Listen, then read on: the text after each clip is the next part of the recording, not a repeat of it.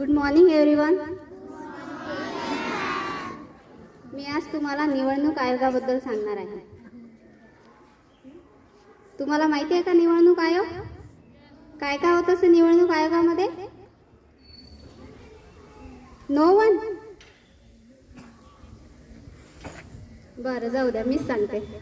निवडणूक आयोगाची स्थापना 25 जानेवारी 1950 रोजी भारतीय संविधानाच्या कलम 324 नुसार करण्यात आली. भारतीय संविधानाच्या 4 स्तंभांपैकी एक मानले जाते. भारतीय निवडणूक आयोग हे निवडणुकीसाठी सर्वस्वी जबाबदार असतो. भारतीय निवडणूक आयोगामध्ये राष्ट्रपती, एक मुख्य निवडणूक आयुक्त आणि 2 इतर आयुक्त असतात. याची निवड राष्ट्रपती करतात. तर यांची महत्त्वाची कार्ये अशी आहे की राज्यसभा, विधानसभा, राज्य विधानसभा, राष्ट्रपती, उपराष्ट्रपती यांच्या निवडणुका पार पाडणे. आणि यांची महत्त्वाची कर्तव्ये अशी आहेत की निवडणुका घेणे, मतदार यादी तयार करणे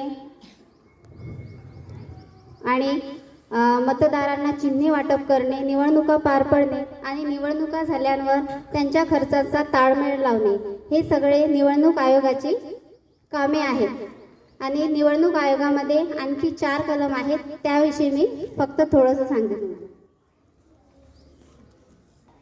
निवडणूक आयोगामध्ये 324 कलमानुसार आपल्याला निवडणुका घेता येतात आणि 325 कलमामध्ये धर्म, वंश, जात किंवा लिंग या कारणास्तव मतदार यादीत समावेश दावा कोणीही करू शकत नाही.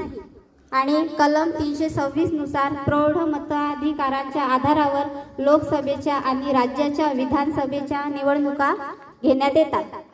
327 कलमनुसार विधिमंडळाच्या निवडणुकाबाबत तरतुदी करण्याचा संसदेचा अधिकार असतो. 328 कलमानुसार त्या राज्याच्या विधिमंडळाच्या निवडणुकाबाबत तरतुदी करण्याचा राज्य विधिमंडळाचा अधिकार असतो. आणि 329 कलमानुसार निवडणूक बाबीमध्ये न्यायालयाच्या हस्तक्षेपाला मनाई आहे. थँक्यू.